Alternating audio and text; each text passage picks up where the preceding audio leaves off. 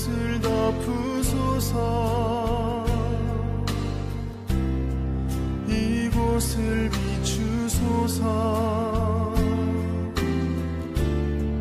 내 안에. 우리 지난주 우리 구제헌금 드린 거는 귀하게 지난주에 잘 사용했습니다. 우리 업에 가서 우리 업장님 만나고 인사드리고 코로나로 인해서 힘드신 분들 좀 도와달라고, 얼마 되진 않지만은 거기에 이제 100만 원 드리고, 또 나머지는 우리 성도님들, 특히 우리 어르신들 얼마나 힘드시죠? 예. 창살 없는 감옥에 꽁꽁 갇혀서 참 얼마나 힘듭니까? 우리 그분들 음식 조금 마련해서 그렇게 이제 배달해 드렸는데, 여튼 성도님들 계속 기도하면서 힘내시고, 또 요즘에 이렇게 성경 필사 잘하고 계십니까? 예. 저는 열심히 하려고 노력하는데 이게 나름 분주해서 아직까지 많이 못 썼습니다. 아직 한 3분의 1 썼습니까? 그런데 어떤 분들은 벌써 요한복음 다 쓰고 갈라디아서 다 쓰고 저한테 문자가 와요. 목사님 다음은 뭡니까? 다음 뭡니까? 예.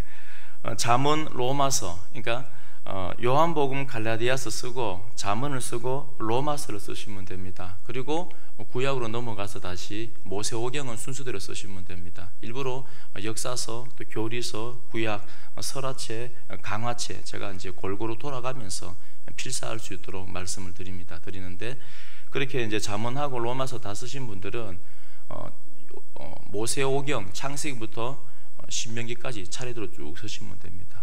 그 다음 주 주보에 그 필사 순서를 올려드리겠습니다. 그 참조하셔서 그렇게 성경을 이렇게 쓰시고, 쓰니까 참 좋죠. 하나님의 새로운 은혜가 꼭꼭 씹으면서 새로운 은혜가 우리 안에 임하는 것 같습니다. 여튼 성경 필사 꼭 하시고, 나중에 다 하신 분들은 좋은 선물을 또 우리 교회에서 준비하겠습니다.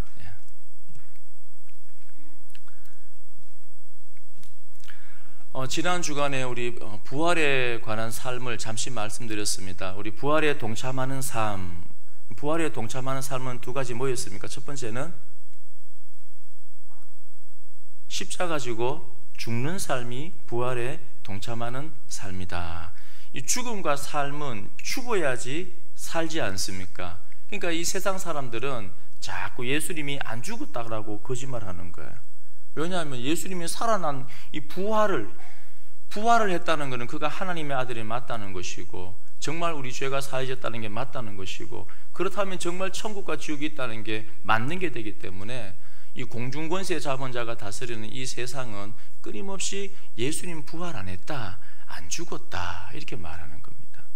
우리가 부활에 동참하는 삶은 죽는 겁니다. 우리가 죽어야 돼요. 쉽지 않으시죠? 내 자신을 부인하고 하나님께 주도권을 드리고 내 입을, 내 손과 발을 하나님의 통치 아래 드린다는 게 어떻습니까? 쉽지 않으시죠? 우리의 입은 자꾸 비판하고 싶고 나를 드러내고 싶고, 우리의 손과 발은 자꾸 교만하게 뭔가 이렇게 하고 싶은데, 내가 한 것처럼 알리고 싶고 홍보하고 싶은데, 나는 죽어지고 사라져야 되고 예수 그리스도만 드러나야 되기 때문에.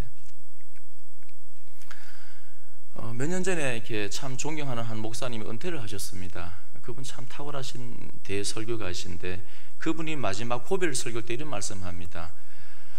저의 사역의 완성은 여러분들이 저를 잊어버리는 겁니다. 잊어버리는 겁니다. 그러니까 그는 흥해야 하고 나는 쇠해야 하리라. 우리는 사라져야 됩니다. 죽어야 되고 우리의 삶을 통하여서 예수 그리스도가 드러나는 겁니다. 그게 뭡니까? 부활에 동참하는 삶이 되어집니다. 두 번째는 부활에 동참하는 삶이 뭐였습니까?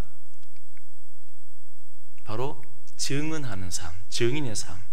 그런데 시간이 흐르면 흐를수록 어떻습니까? 이 세상은 자꾸 하나님과 반대 방향으로 달려갑니다. 영적인 중력작용입니다. 자꾸 하나님의 반대 방향으로 달려가고 교회를 미워하고 예수님을 미워합니다. 성도를 미워합니다. 교회가 싫은 거예요. 딱히 이유가 없습니다. 교회가 싫은 거예요.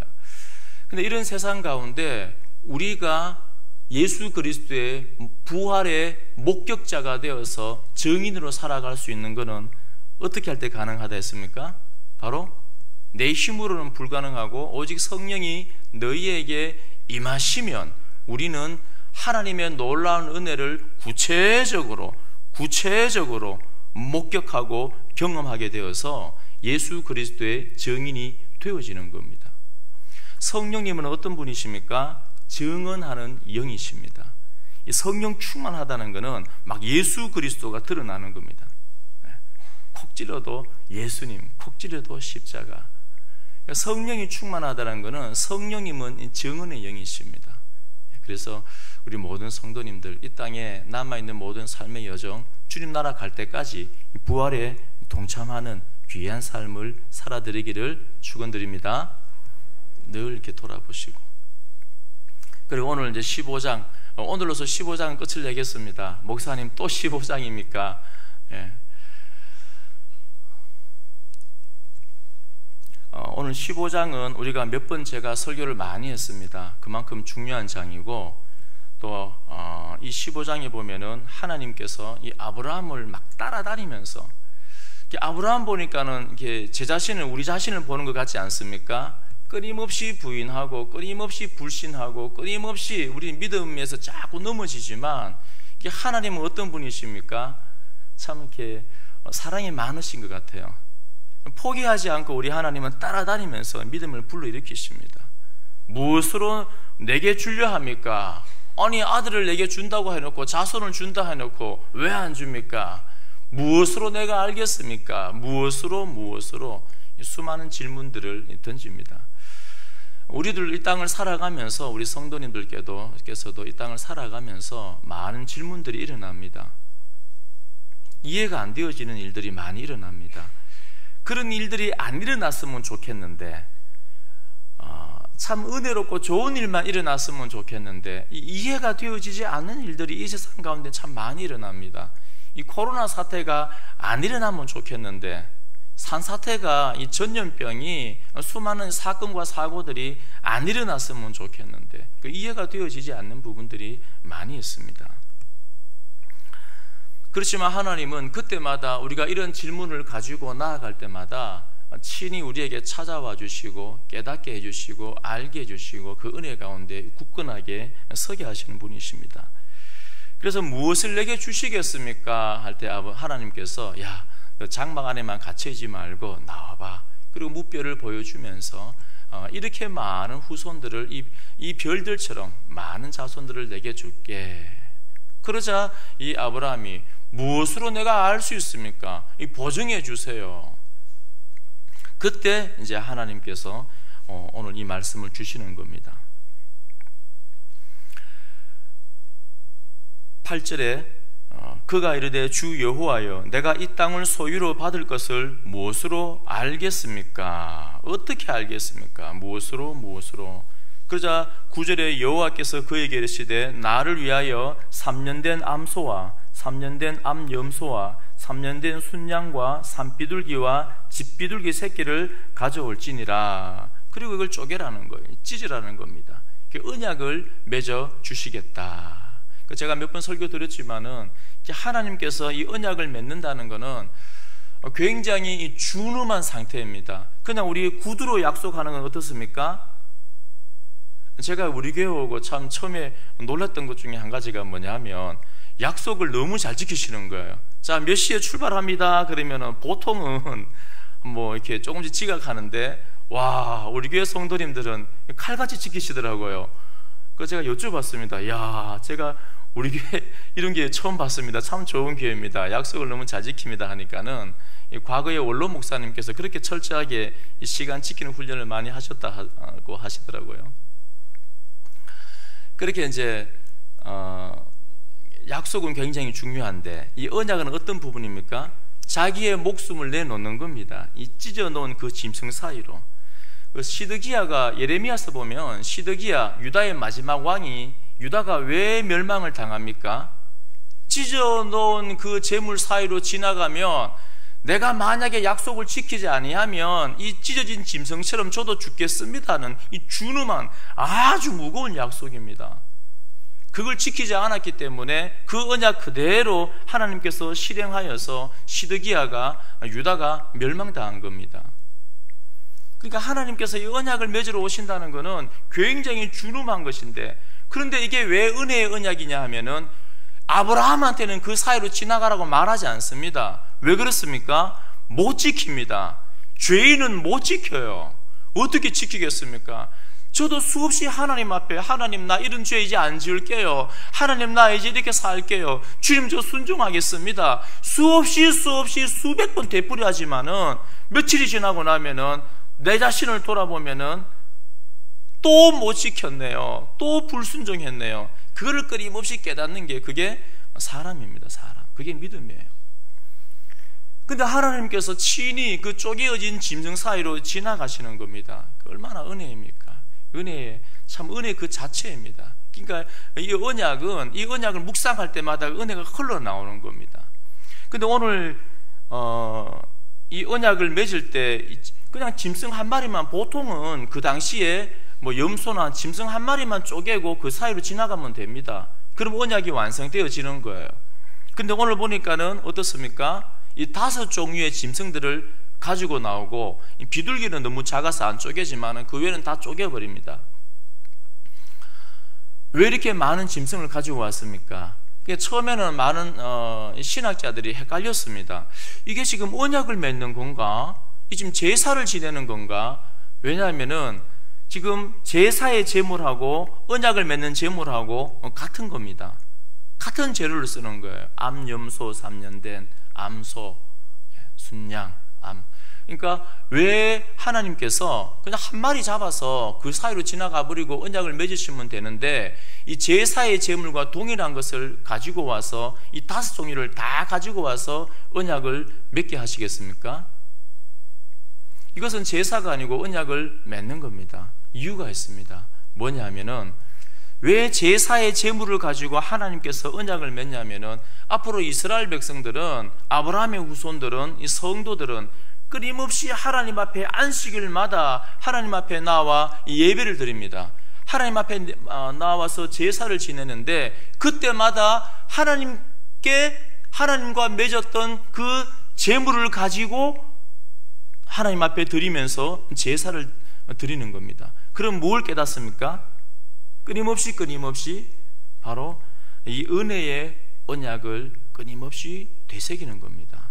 오늘도 암소를 잡아서, 오늘도 3년 된 이 암염소를 잡아서 제사를 지낼 때 이스라엘 백성들은 뭘 떠올리겠습니까?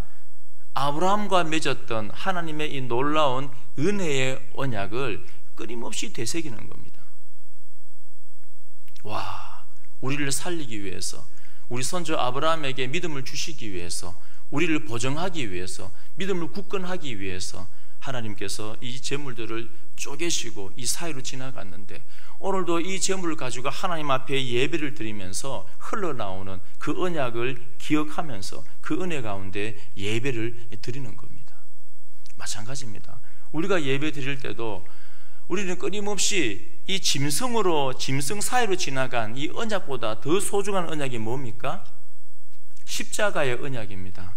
예수님께서 친히 제물이 되셔서, 화목제의 제물이 되셔서 이 땅에 내려오셔서 친히 자기 목숨을 내놓음을 통하여 하나님과 화목하게 하는 그 언약을 맺으신 겁니다. 그래서 성도님들께서 매 주일날마다 하나님 앞에 나와 예배를 드릴 때 자꾸 뭘 상기합니까? 뭘 자꾸 묵상하라고 제가 말씀드립니까? 바로 십자가입니다. 십자가. 은혜의 언약. 자기 목숨을 대신 내어주신 그 은혜의 언약.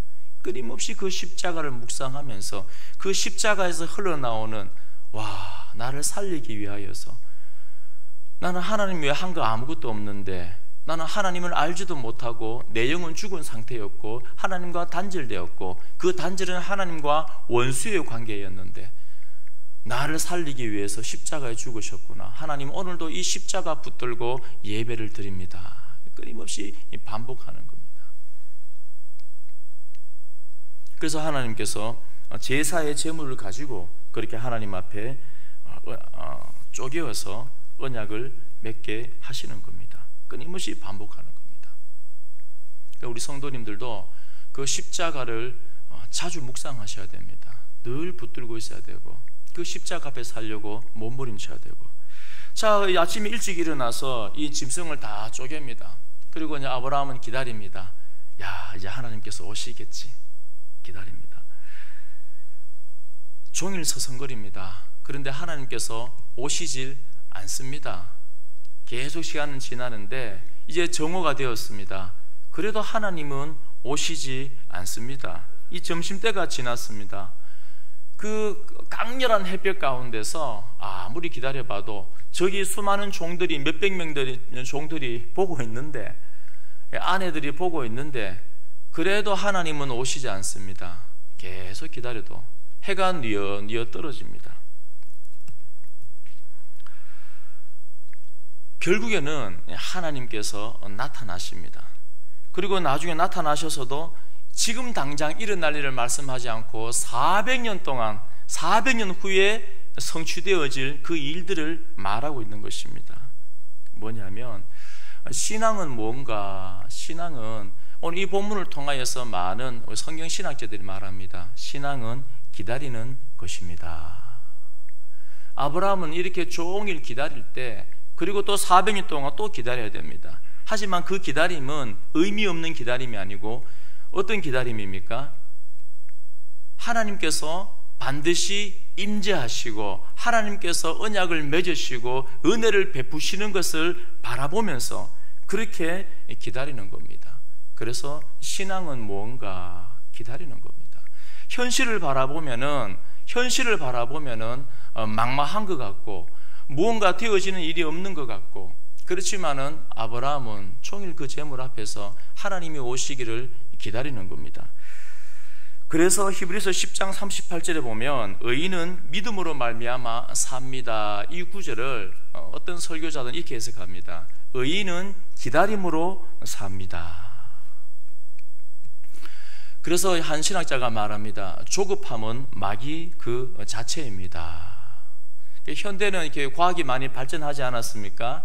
저도 젊기 때문에 뭐 사람마다 다르겠지만 이렇게 멀티미디어 기기를 참 좋아하고 그래서 속도가 빠른 것을 참 좋아합니다. 지금은 속도전 아닙니까?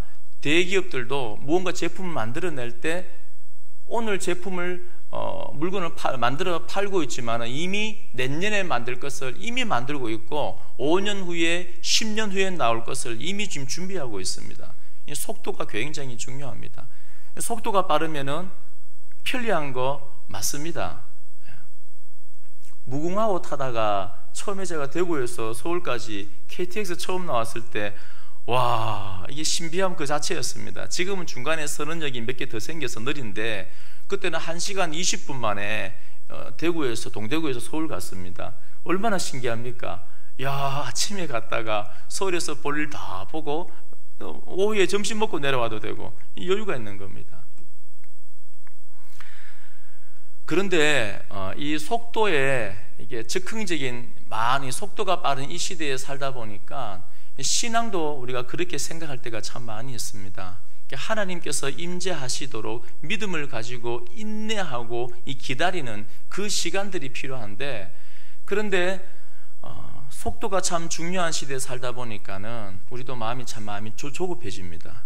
기도하고 나서 몇 달 기다리지 못하고 왜 하나님께서 응답을 하지 않는가? 하나님하고 깊은 이 관계는 평생을 알아가야 되는 것입니다.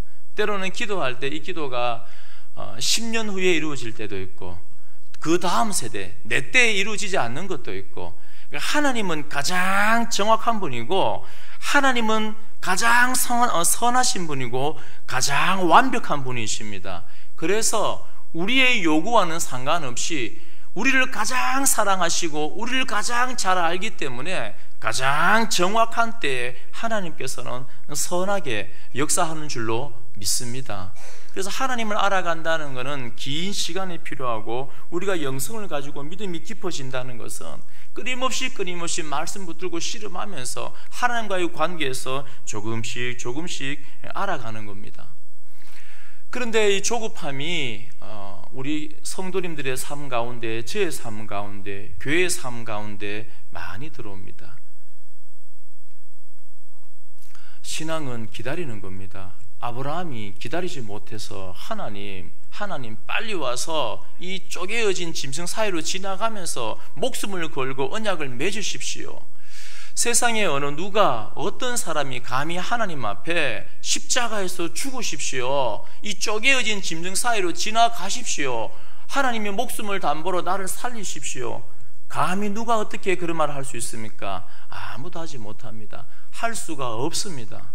우리가 할 수 있는 것은 하나님의 자비하심을, 하나님의 약속의 말씀을, 하나님의 완전한 그 선하심을 붙들고 기다리는 겁니다. 서성거리는 겁니다. 조급한 거예요. 그래서 성경 공부 2, 3년 하면 하나님을 다 아는 것 같은 이 교만함이 들고, 조금만 내가 열심히 하면 하나님의 마음을 내가 다 아는 것처럼 그렇게 행동하게 되어지는 겁니다. 그 조급함이 우리 신앙을 공격하고 무너뜨릴 때가 참 많이 있습니다. 십자가의 이 본질을 안다는 것은 참 괴롭습니다. 누구든지 이 십자가 지고 나를 따라오라 하는데 이 십자가의 은혜 가운데 살아간다는 것은 평생이 걸리는 것입니다. 쉬운 거 아닙니다. 근데 마음이 조급한 거예요. 그러니까 교회들이 어떻게 합니까? 교회 안에 이 경영이 들어오면 세상에 경영이 들어오는 거예요. 마음이 조급하니까. 그러니까는 어떻게 광고를 합니까? 여러분들 많이 힘드시죠? 우리 교회 오면 참 재미난 일들이 많습니다.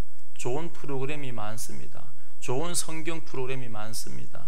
좋은 카페도 있습니다. 멋진 밴드도 있습니다. 예배 지겨운데 1시간 안에 마쳐드립니다. 이 경영이 들어오니까 어떻게 됩니까?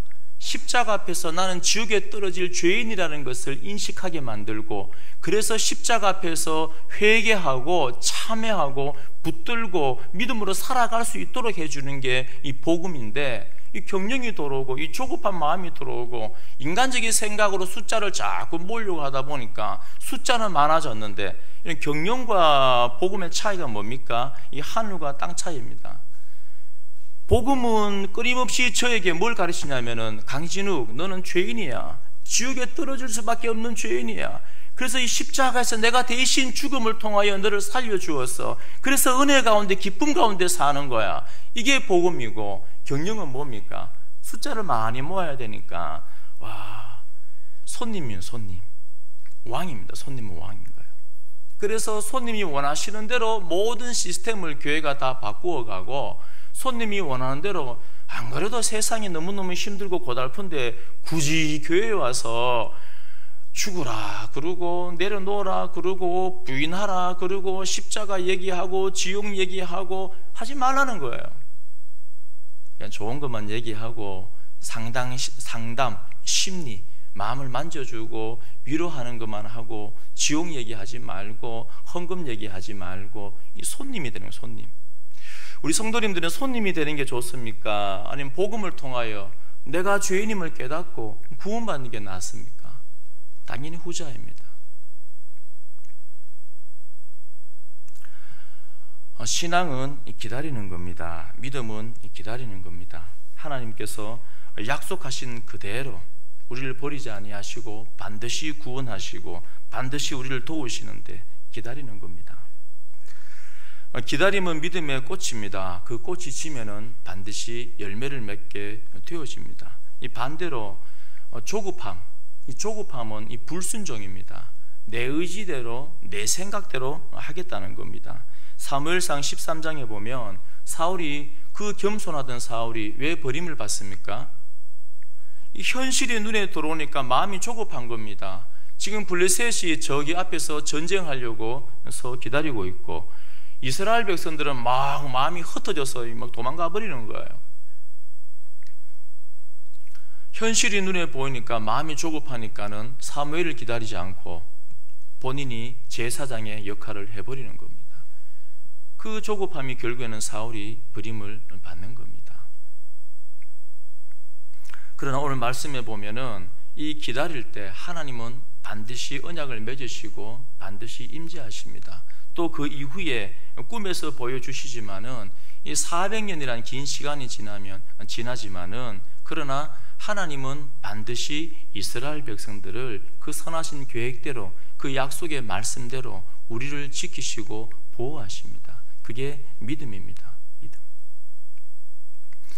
우리 모든 성도님들은 하나님께서 우리를 지켜주시고 보호하여 주시고 구원하여 주시고 은혜를 베푸시고 승리하게 해 주실 것을 믿음으로 바라보면서 우리가 인내하며 잘 기다리는, 승리하는 우리 하나님의 사람들 되어지기를 축원드립니다. 기다리셔야 됩니다. 때로는.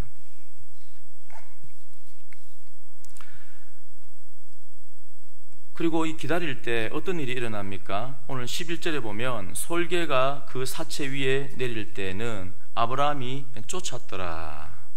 계속해서 기다리고 있는데 저기 하늘 위에 보니까 이 솔개들이 날아다닙니다. 계속 맴돕니다. 방해꾼이 등장합니다. 만약에 그 솔개들이 내려와서 재물을 다 먹어버리면 어떡합니까? 언약을 맺을 수가 없습니다. 이 본문을 가지고 이중수 목사님, 강해 설교 대가인 그분은 이렇게 말합니다. 우리가 하나님께서 요구하시는 것을 다 이행했다고 해서 내게 더러운 솔개의 시험이나 방해가 전혀 없는 것은 아닙니다. 오히려 내가 순종에 깨끗한 제물을 바칠 때마다 부정한 솔개 때는 온종일 날아듭니다. 기도도 헌신도 없는 생활에는 굳이 성도들을 괴롭히지 않지만 주님 말씀을 따라 살 때에는 솔개의 공격을 각오해야 합니다. 그러니까 마귀는 끊임없이 우는 사자처럼 그 삼킬자를 찾아 두리번거리는데 왜 두리번거립니까? 우리가 아무것도 하지 않을 때는 마귀가 오지 않습니다. 그러나 하나님의 말씀을 부여잡고 인내하며 기다릴 때, 기도하며 기다리고 예배드리며 기다리고 하나님의 임재하심을 하나님께서 임재하시면, 그분이 도와주시면 모든 게 다 해결이 되어지는데, 그 은혜만 경험하게 되면은 모든 게 다 해결이 되어지는데, 우리가 주님 앞에 그 십자가 앞에 서려고 몸부림칠 때는 마귀가 어떻게 합니까? 가만히 두지 않습니다. 이 방해꾼이 항상 등장하게 되어집니다. 끊임없이 이 방해를 합니다. 그러면서 이 이중수 목사님이 이렇게 말합니다. 솔개는 주님과 우리 사이의 언약 관계를 방해하기 위해서 여러 모습으로 날아옵니다. 율법주의, 기복사상, 프로그램 위주의 교회, 신비주의, 물질 만능주의 등으로 우리를 방해하고 공격을 합니다. 어떻습니까? 우리가 하나님 앞에 서려고 몸부림칠 때마다, 믿음을 가지고 인내하며 기다리고 믿음의 싸움을 싸울 때마다 이 방해꾼들이 역사합니다. 그런데 사람마다 우리 약한 부분들이 다 있습니다. 다 있습니다. 하나님께서 그 약한 부분들을 통하여서 우리를 마귀가 그 약한 부분들을 통하여서 끊임없이 우리를 공격하고 하나님의 은혜를 받지 못하게 방해를 합니다. 여러분 곰곰이 묵상해 보십시오. 내가 지금 은혜를 받아야 되는데, 십자가 보험의 본질을 붙들고 내가 서야 되는데, 믿음의 싸움을 싸워야 되는데, 그 방해꾼이 무엇을 가지고 우리를 방해하는지, 무엇을 가지고 은혜를 받지 못하게 하는지. 그러나 보편적으로 이 시대는 신율법주의나 물질 만능주의, 신비주의, 기복사상, 이런 많은 방해꾼들이 교회 가운데 등장을 합니다. 요한복음 제가 요즘에 쓰면서 참 마음이 아픈 게, 안식일날 일을 하지 말라고 하나님께서 말씀을 했습니다. 그런데 이걸 가지고 장로들의 전통을 바리새인들은 만듭니다. 만들어서 어떻게 합니까? 범위를 더 확대하고 율법주의를 만드는 겁니다. 그 율법주의를 만들면 어떻게 되어집니까? 하나 안 하나, 지키나 안 지키나, 오직 비판을 하고 판단을 하고 상처를 주고 공격을 하는 거예요. 그 예수님께서 안식일날 병자들을 많이 고치지 않습니까? 그러면 어떻습니까? 와, 이 거룩한 안식일날 우리가 하나님 앞에 예배를 드리는 날인데, 우리가 하나님의 놀라운 기적을 경험하였다, 이 감사와 기쁨으로 영광을 올려드려야 되는데, 장로들의 유전, 자기들이 만든 그 율법을 가지고 어떻게 합니까? 그것도 일이야, 그것조차 하지 않는 거, 사람 사랑하는 거 실천 안 해야 돼, 그게 율법을 지키는 거야, 그러면서 그 마음으로 예수님을 죽이려고 하는 겁니다. 그런데 이런 율법주의의 방해꾼이 지금은 없습니까? 그렇지 않아요. 지금도 끊임없이 우리들은 새로운 율법들을 자꾸 만들어냅니다. 자꾸 만들어내어서 그거를 기준으로 해서 이거를 몇 가지 지키면은 와, 나는 의로운 사람. 이걸 지키지 못하면은 핍박을 하고 비난을 하고 공격을 하고 상처를 주는 겁니다.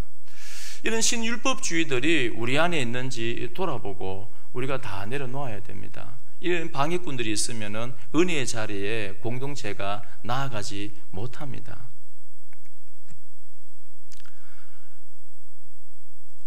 제가 어렸을 때는 주일날은 운동을 하면 안 된다. 주일날에는 돈 쓰면 안 된다는 거는 제가 10대 때는 들어봤지만 20대부터 사역할 때부터는 제가 못 들어봤습니다. 그리고 중학교 때 제가 이렇게 기타 들고 특송을 하다가 특송 끝나고 나서 꾸중을 들었습니다. 감히 이 거룩한 교회에 어디 그 세상 악기를 들고 찬양을 해. 이제 이해는 합니다. 그 당시에는 이 문화적인 부분들이니까. 그런데 이런 율법주의들을 자꾸 교회 안에서 만들어 놓고 교회 안에서 전자악기를 쓰지 않으면은, 박수를 치지 않으면은 와, 거룩한 예배고, 박수를 치거나 기타를 치면은 이거는 부정한 예배고, 그렇습니까? 그렇지 않습니다. 그거는 판단을 하면 안 되고 정죄도 하면 안 됩니다. 그런 율법주의가 있는 거예요. 그리고 우리 교회 같은 경우에는 주일날 돈 쓰는 부분, 또 새로운 율법이 우리 교회는 있더라고 보니까요. 다른 교회는 없습니다. 그래 이제 교회에서 돈을 쓰면은 이거 죄 지은 거 악한 사람, 나는 오늘도 주일날 돈을 안 쓰고 버텼어. 그러면은 거룩한 사람. 그렇지 않아요. 그걸로 판단하거나 정지하거나 하면 안 됩니다. 오히려 주일에는 여러분 향락을 위해서 돈을 쓰는 건 안 됩니다. 그럼 그거는 주일날만 안 되는 게 아니고, 그럼 다른 날은 됩니까? 다른 날도 안 됩니다. 안 되고, 주일에는 보편적으로 이렇게 이 율법주의에서 자유한 교회에서는, 지난 교회도 마찬가지고 당회도 식사 교제를 하면서 그렇게 당회를 합니다. 주일날도 가족끼리 맛있는 거 외식도 하고, 여러분 그렇게 하십시오. 그러니까 식사는, 여러분 성경의 식사는 굉장히 중요한 겁니다. 성경의 식사는 그냥 식사가 아니고 잔치로 이어지는데, 이 잔치는 하늘나라의 동참을 말합니다. 그 하늘나라의 그 기쁨을 뭘로 이 땅에서 표현하냐면은 함께 기쁨으로 잔치하는 거, 식사 교제하는 거. 식사 교제하는 건 굉장히 중요한 겁니다. 우리 교회도 앞으로 그랬으면 좋겠습니다. 주중에는 바빠서 잘 못 만나니까 주일날 나오면은 식사 교제 좀 하십시오. 교제도 하고 얼굴도 보고, 또 저녁 때 가서 좀 찾아가서 교제도 나누고 그렇게 하십시오. 자, 그 외에 많은 율법들을 우리가 자꾸 만듭니다. 하나씩 만들어서 그걸 지켜가면은 의롭고, 그것을 안 지키면은 정죄하고, 이런 율법주의들을, 이 방해꾼들, 하나님 앞에 은혜의 예배를 드리고 하나님 앞에 십자가 복음의 본질에 충성스럽게 살아가는 이 일들에 대해서 방해하는 방해꾼들이 많이 있습니다. 공동체적으로도 있고 우리 개인적으로도 있고, 또 신비주의도 있고 기복주의도 있고 물질 만능주의도 마찬가지입니다. 돈이 많음으로 인하여서 내가 평안을 얻는데, 그런데 성도는 돈에 경제적으로 물질적으로 많이 있기 때문에 마음의 평안을 얻는 것이 아니고, 예수 그리스도 그 십자가 앞에 내가 서 있음을 통하여서 마음의 샬롬을 누리셔야 돼요. 근데 물질 만능 기복주의가 들어오니까는, 나는 기복주의가 아니라고 말하지만은 복음 때문에 마음이 편한 게 아니고 부동산이, 통장에 돈이 막 쌓이니까 마음이 편한 겁니다. 그래서 그걸 더 쌓으려고 그러고 더 모으려고 그러고 평생 죽을 때까지 그 일을 하다가 가버리는 거예요. 그게 아니고 예수 그리스도 십자가 복음 때문에 내가 하늘의 평화를, 샬롬을 누려야 됩니다. 물질은 사람 살리라고 우리에게 주신 겁니다. 그거 다 쓰고 가십시오. 그것 때문에 내가 샬롬을 누리고 막 돈을 이만큼 쌓아놓고, 그건 아니에요. 그게 뭐냐면 기복신앙이고 물질주의인 겁니다. 이런 많은 사상들이, 이 세상의 사상들이 교회에 막 들어오는 거예요. 편리함을 추구하고 속도를 추구하고 가짜를 추구하고 경영을 추구하고. 그러니까는 교회 안에서는 자꾸 죄인됨을 깨달아야 되고 성령의 사모함을 있어야 되고 십자가 붙들고 영적인 믿음의 싸움을 치열하게 피 흘리기까지 왜 싸우지 아니하느냐, 이 본질을 자꾸 바라봐야 되는데 언제부턴가 교회에서 자꾸 세상의 물결이 다 들어와서는 이상한 종교가 되어버린 거예요. 우리 고령제일교회 모든 성도님들은 하나님께서 반드시 십자가의 언약을 이루시고 우리에게 승리 주실 것을 바라보면서 그 방해꾼들을 다 드러내고 믿음의 싸움을 싸우고 인내하고 기다리며 승리하는 우리 하나님의 사람들 되기를 축원드립니다. 네. 자, 그리고 오늘 12절 보십시오. 그렇게 솔개를 내쫓고 있는데, 자, 해질 때 아브라함에게 깊은 잠이 임하게 합니다. 큰 흑암과 두려움이 그에게 임하였더니, 이 잠은 그냥 잠이 아닙니다. 창세기 2장에 보면 아담에게 갈빗대를 뽑을 때 어떻게 합니까? 깊은 잠에 빠지게 하고, 동굴에서 이렇게 다윗이 도망 다닐 때 사울이 쫓아오지 않습니까? 사울의 옷깃을 자르기도 하고, 그때 보면은 말씀을 가만히 보면은 깊은 잠이 임하게 합니다. 한번 생각해 보십시오. 막 옷을 칼로 자르면은 벌떡 일나지 않겠습니까? 근데 하나님께서 하나님의 그 일들을 이루어 나갈 때 깊은 잠에 빠지게 하는데, 그 하나님의 특별한 그 역사 섭리를 말합니다. 자, 그런데 그때 이 아브라함이 깊은 잠이 임하는데 큰 흑암과 두려움이 그에게 임하는 것입니다. 하나님께서 임재하시면은 좀 기쁘고 즐겁고 행복하고, 물론 그럴 때도 있지만은 하나님께서 임재하시는데, 그렇게 하루 종일 하나님을 기다렸는데 드디어 하나님이 임재하셨는데 큰 흑암과 두려움이 그에게 임하는 것입니다. 두 가지 이유입니다. 왜 두려움이 임하였겠습니까? 첫 번째는 죄 많은 인간 가운데, 우리 구약의 사고로 죄 많은 인간 가운데 거룩하신, 완벽하게 거룩하신 그 하나님을 우리가 만나버리면은 사람은 죽습니다. 완전한 그 빛 가운데 이 죄 덩어리가 드러나면은 살지 못하는 것입니다. 그래서 하나님께서 임재하실 때, 때로는 강력하게 임재할 때는 우리는 큰 두려움을 느끼게 되어지는 겁니다.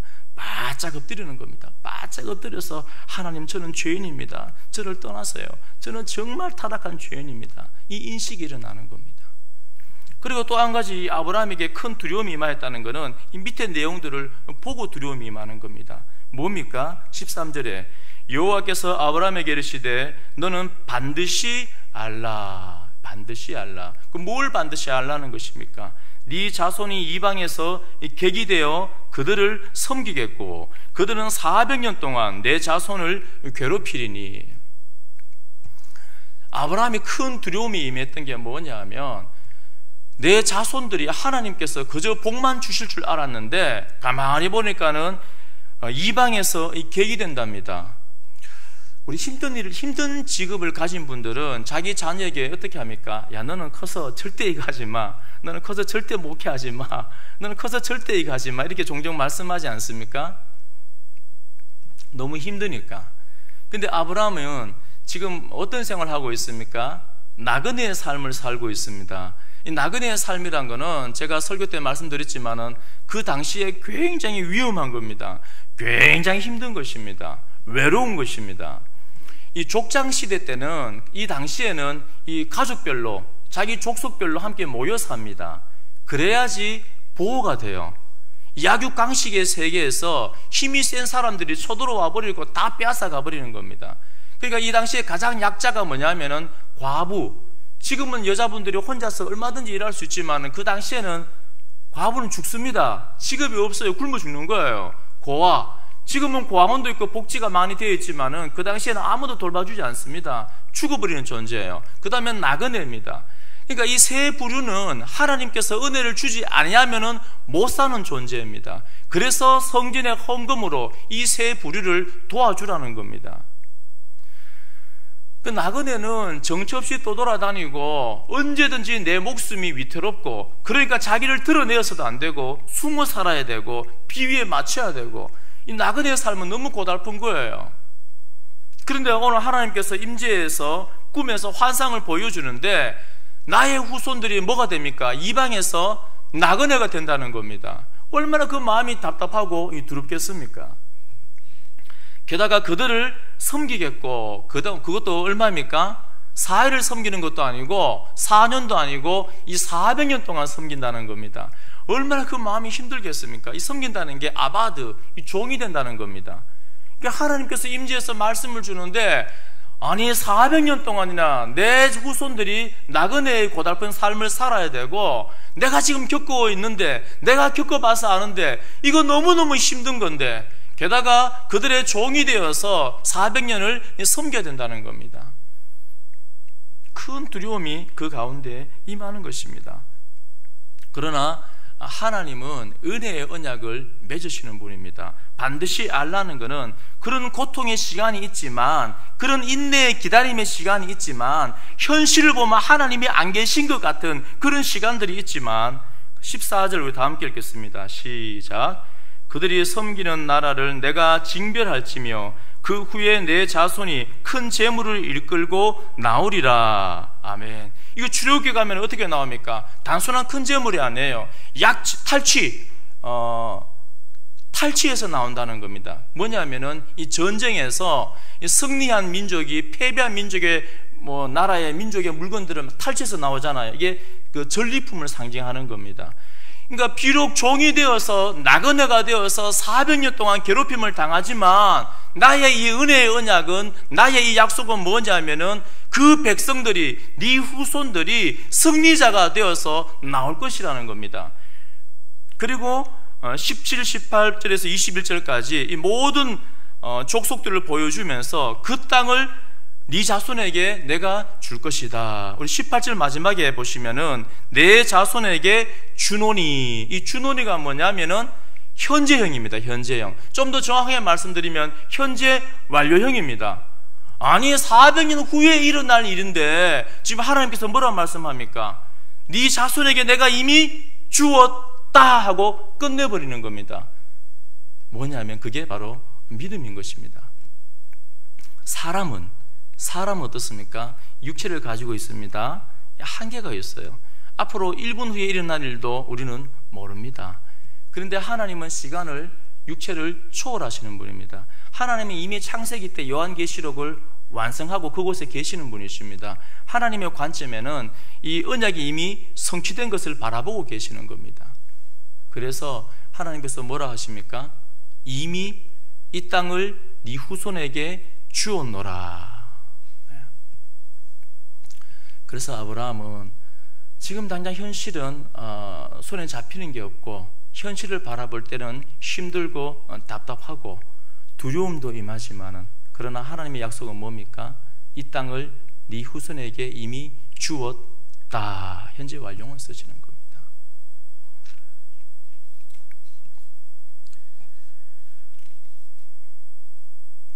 히브리서 10장 10절입니다. 이 뜻을 따라 예수 그리스도의 몸을 단번에 들이심으로 말미암아 우리가 거룩함을 얻었노라.